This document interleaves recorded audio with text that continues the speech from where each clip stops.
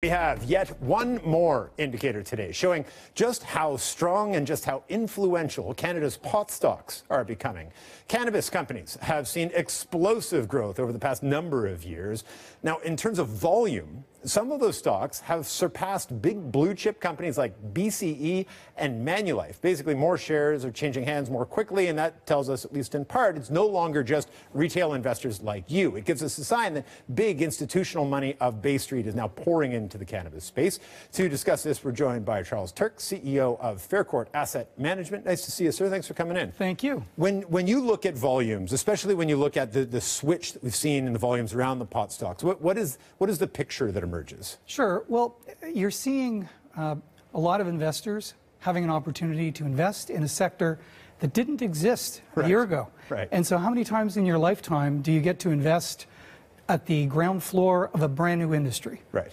New regulations, new companies, and what I would call an uneven news flow. So you're trying to pick and choose which companies to invest in. And with that switch in volumes, I said off top that it gives us an indication maybe that some of that institutional money is pouring in. Is that a fair assessment? There's more institutional money going into the sector now than, let's say, a year ago. Right. However, the sector is still really controlled by retail investors. Right. And so retail investors look at the sector as very exciting. Right. Again, new sector, but the amount of information that they have differs from day to day, and the news flow on a daily basis, announcements, media attention, is very eye-grabbing. It's funny because I talk to a lot of people, dropping the kids off in the schoolyard, and the other parents gather around and they ask about, the amount of times I'm asked about pot stocks surpasses everything else I'm asked about these days. And there is a sense among retail investors that, well, it's about to be legalized. All of these companies are going to be giant. Everyone's going to do well. There will be no losers, they keep telling me. This is still a risky space and a risky stage of this, isn't it? Absolutely. That's not the case. There are many entrants. There are more entrants this year than there were last year, but people really have to do their homework. We run a fund that's an actively managed fund. We do a lot of due diligence on the different names. There are going to be winners and losers like every industry. Right. And when people get into the energy industry, when the price of oil starts to go through the roof, or they find a new tech company, or mining, when the gold price goes through the roof, there's that herd mentality, but not all companies are going to be judged the same way. And so you got to do your work. Well, and your due diligence is harder in this because none of these companies have any revenues yet.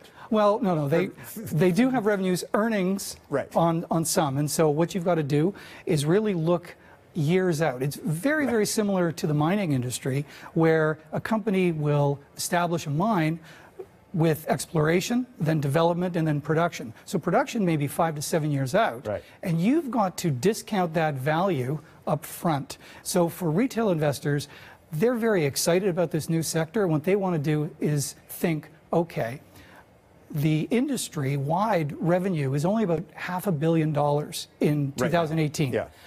But in 3 or 4 years, it's going to be 3 or 4 or 5 billion.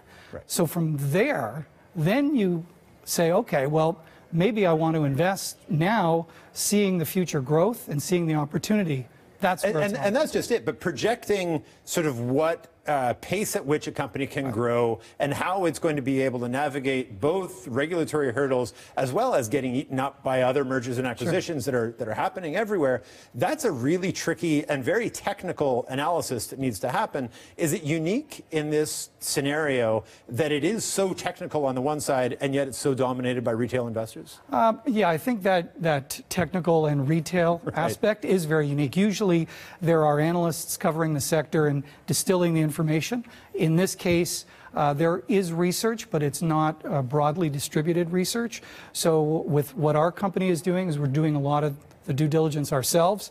We're meeting management teams, we're going to the facilities, and we're doing our work so that we're trying to reduce the volatility. We're essentially de-risking an investment in the cannabis space. But BMO just added an analyst that's focused just on this. Did you ever think when you got into this business that you'd be analyzing pot stocks? No, I didn't. It's been a really interesting ride, and it's great to get your perspective on this. Thanks for having me. Charles Turk is the CEO of Faircourt Asset Management, runs the cannabis-focused UIT Alternative Health Fund.